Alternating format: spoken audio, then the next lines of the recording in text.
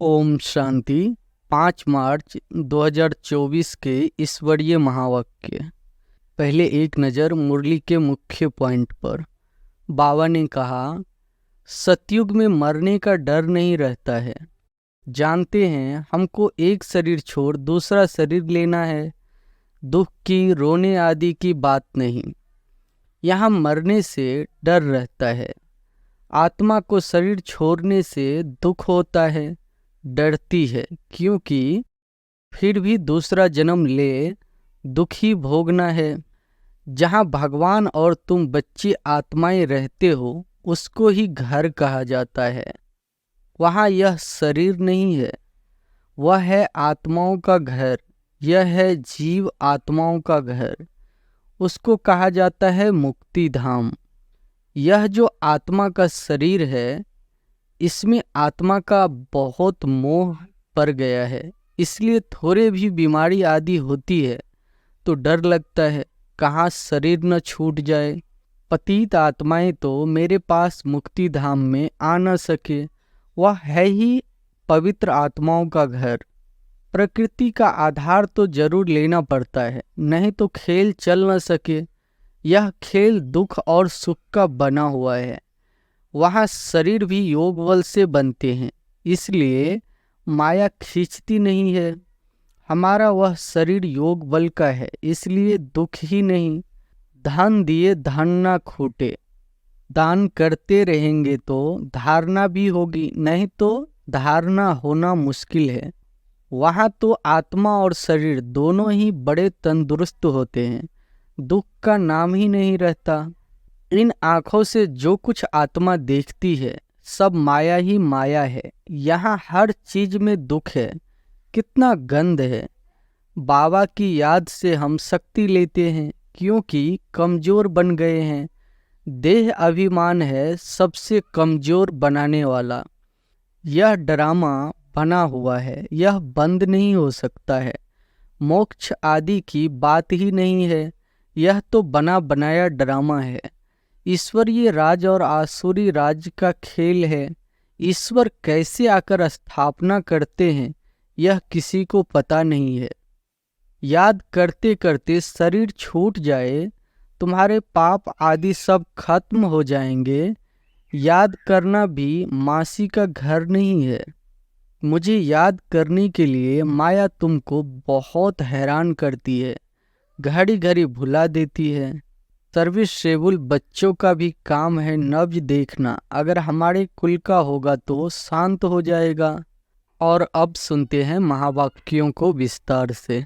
मुरली का सार है, मीठे बच्चे, तुम्हें शरीर सहित सब चीज़ों से ममत्व निकालना है। जब तुम आत्मा पावन कर्मातीत बन जाएगी तब घर में जा सकेगी। प्रश्न है, आत्मा को किस बात से बहुत डर लगता है और वह डर क्यों? उत्तर है, आत्मा को शरीर छोड़ने से बहुत डर लगता है, क्योंकि उसका शरीर में ममत्व हो गया है।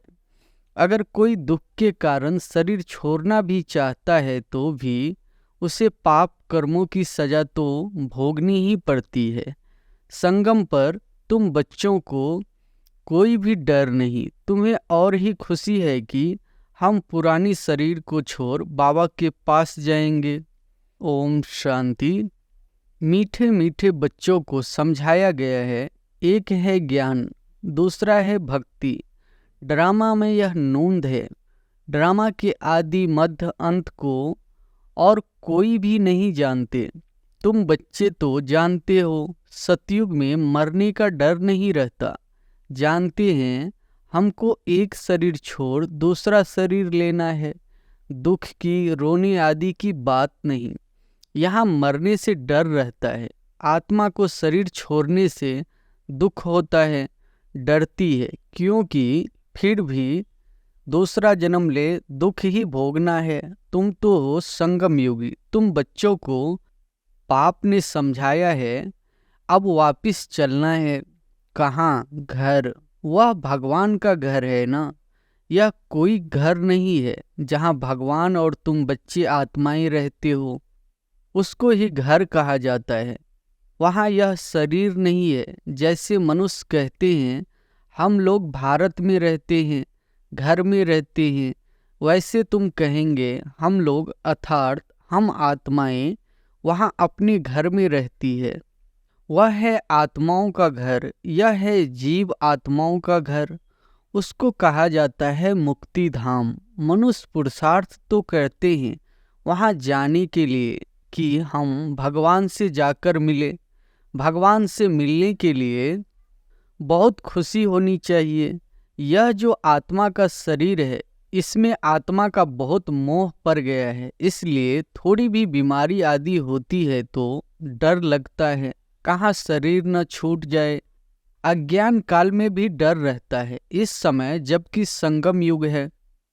तुम जानते हो अब वापिस जाना है बाप के पास, तो डर की बात नहीं। बाप ने युक्ति बहुत अच्छी बताई है। पतित आत्माएं तो मेरे पास मुक्ति धाम में आ न सके। वह है ही पवित्र आत्माओं का घर, यह है मनुष्यों का घर। यह शरीर बनते हैं 5 तत्वों से, तो 5 तत्व यहाँ रहने के लिए खींचते हैं। आकाश, जल, वायु। वहाँ मूल वतन में यह 5 तत्व नहीं है। यह विचार सागर मंथन करने की युक्तियाँ है। आत्मा ने यह प्रॉपर्टी ली हुई है, इसलिए शरीर में ममत्व हो गया है। नहीं तो हम आत्माएं वहाँ की रहने वाली है। अब फिर पुरुषार्थ करते हैं वहाँ जाने के लिए। जब तुम पवित्र आत्माएं बन जाती हो तो फिर तुमको सुख मिलता है, दुख की बात ही नहीं। इस समय है ही दुख धाम। तो यह 5 तत्व भी खींचते हैं ऊपर से नीचे आकर पाठ बजाने के लिए।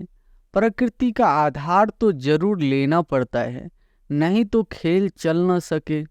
यह खेल दुख और सुख का बना हुआ है। जब तुम सुख में हो तो 5 तत्वों के शरीर से ममत्व नहीं रहता है, वहाँ तो पवित्र रहते हैं, इतना ममत्व नहीं रहता है। शरीर में इन 5 तत्वों का ममत्व भी छोड़ देते हैं।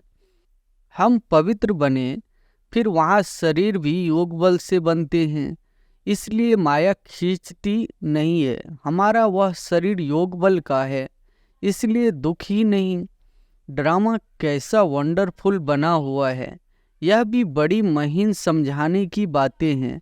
जो अच्छे बुद्धिवान है और सर्विस में तत्पर रहते हैं वही अच्छी रीति समझा सकते हैं।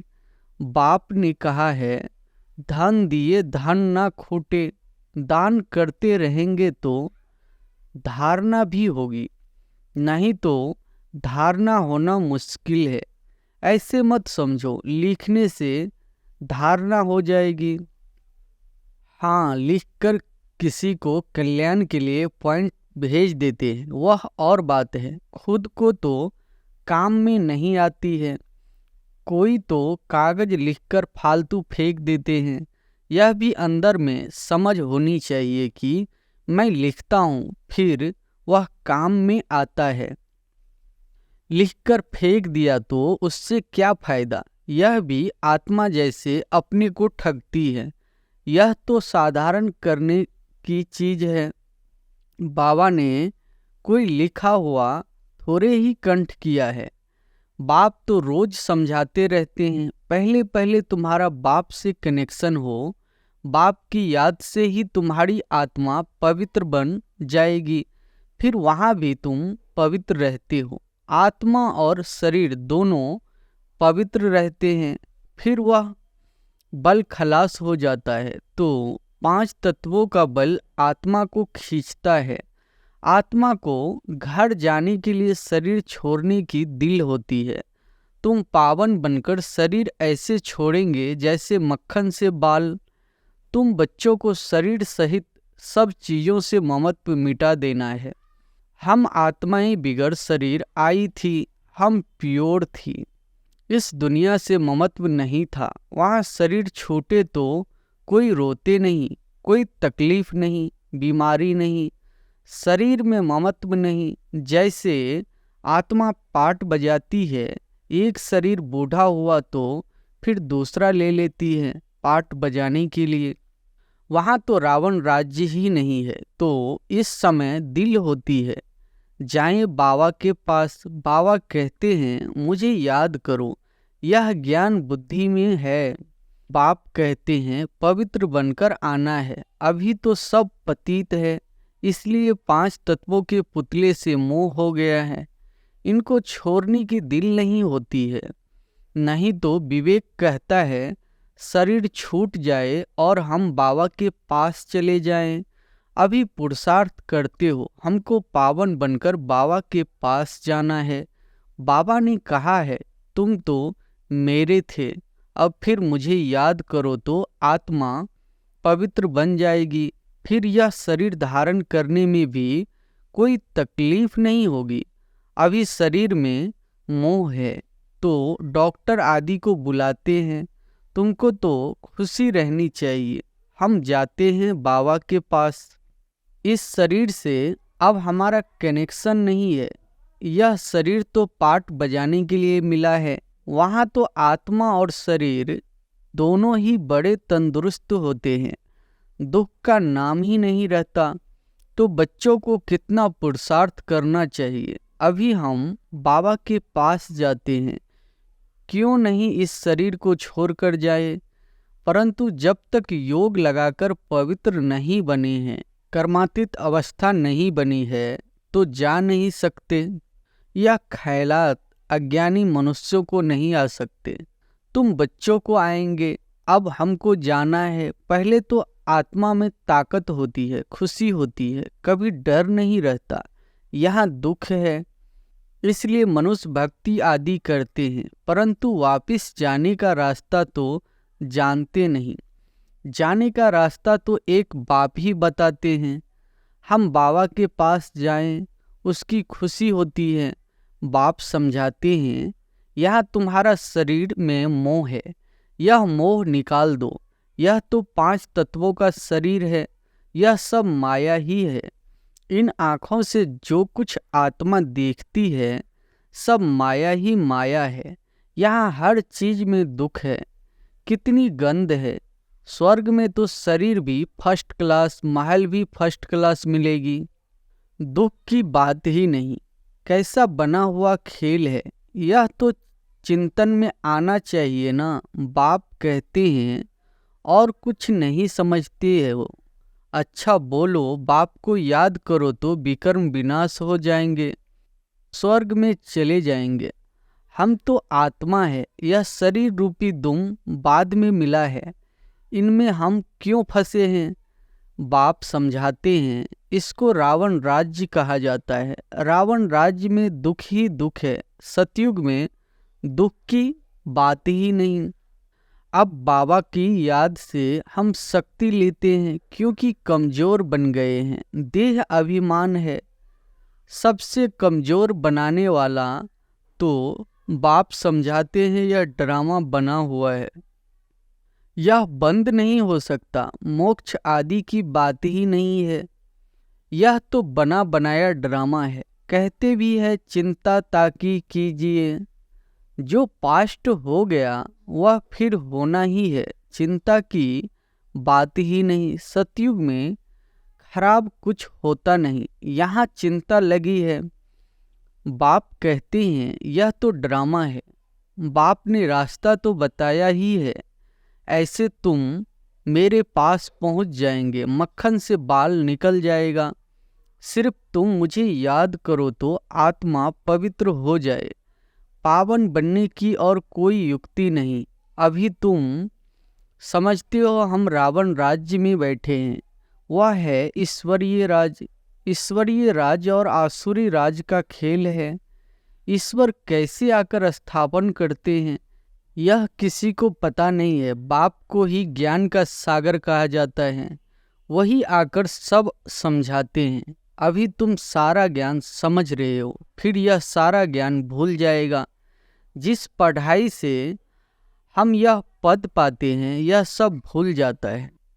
स्वर्ग में गए और यह नॉलेज गुम हो जाती है। भगवान ने डबल सिरताज कैसे बनाया वह कुछ भी नहीं जानते। यह भी नहीं जानता था तो दूसरे शास्त्र आदि पढ़ने वाले क्या जाने, उनको टच भी नहीं होगा। तुम आकर सुनाते हो तो तुमको झट टच होता है सारा गुप्त। बाप सुनाते हैं, देखने में आता है क्या, समझ में आता है। आत्मा को देखा है क्या, समझते हैं आत्मा है। दिव्य दृष्टि से देखा जा सकता है। बाबा कहते हैं, देखने से क्या समझेंगे, आत्मा तो छोटी बिंदी है। आत्मा ही अनेक है। 10-20 का भी तुम साक्षात्कार करेंगे, एक से तो कुछ पता न पड़े, समझ भी न सके। बहुतों का साक्षात्कार होता है, मालूम कैसे पड़े आत्मा है या परमात्मा है। फर्क का मालूम नहीं पड़ता। बैठे बैठे छोटी छोटी आत्माएं देखने में आती है, या थोड़े ही पता पड़ता है कि आत्मा है व परमात्मा है। अभी तुम जानते हो इतनी छोटी आत्मा में ताकत कितनी है। आत्मा तो मालिक है, एक शरीर छोड़ दूसरे में प्रवेश करती है पाठ बजाने के लिए। कितनी कुदरत है। शरीर बीमार हो पड़ता है या कोई देवाला आदि निकालते हैं तो समझते हैं इसमें तो शरीर ही छोड़ दे, आत्मा निकल जाएगी, दुख से छूट जाएगी। परंतु पापों का बोझा जो सिर पर है वह कैसे छूटे। तुम पुरुषार्थ ही करते हो कि याद से पाप विनाश हो जाए। रावण के कारण बहुत पाप हुआ है, जिससे छूटने का रास्ता बाप बतलाते हैं। सिर्फ कहते हैं मुझे याद करते रहो, याद करते करते शरीर छूट जाए, तुम्हारे पाप आदि सब खत्म हो जाएंगे। याद करना भी मासी का घर नहीं है।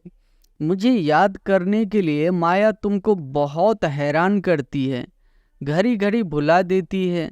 बाबा अनुभव भी सुनाते हैं, मैं बहुत कोशिश करता हूँ परंतु फिर भी माया अटक डालती है भी दोनों का साथ इकट्ठा होती भी है। घड़ी घड़ी भूल जाता हूँ, बड़ा कठिन है। घड़ी घड़ी यह याद पड़ा, फलाना याद पड़ा। तुम तो बहुत अच्छा पुरुषार्थ करते हो। कोई तो गपोड़े भी मारते हैं, 10-15 दिन चार्ट लिख कर छोड़ देते हैं। इसमें बहुत खबरदारी रखनी पड़ती है। समझते तो है जब प्योर हो जाए, कर्मातीत अवस्था को पहुँचे, तब विन करें। यह ईश्वरीय लॉटरी है ना। बाबा को याद करना यह है याद की डोरी। बुद्धि से समझने की बात है। भल कहते हैं हम बाबा को याद करते हैं, परंतु बाबा कहता है याद करना आता ही नहीं है। पद में भी फर्क तो पड़ता है ना। कैसे रजाई स्थापन हुई है, तुमने अनेक बार रजाई की है फिर गवाई है। बाबा हर 5000 वर्ष बाद पढ़ाते हैं। फिर रावण राज्य में तुम वाम मार्ग में चले जाते हो। जो देवता थे वही फिर वाम मार्ग में गिरते हैं। तो बाप बहुत गुह्य बातें समझाते हैं। बाप को याद करने की है तो बहुत सहज। शरीर छोड़ बाप के पास चले जाएं, मुझे जाने तब योग बल से विकर्म विनाश हो। वह तो पिछाड़ी में ही हो सकता है, परंतु वापिस तो कोई आता नहीं। भल कोई कुछ भी करे, यथार्थ योग तो मैं ही आकर सिखलाता हूँ। फिर आधा कल्प योग बल चलता है, वहाँ तो अथाह सुख भोगते हो।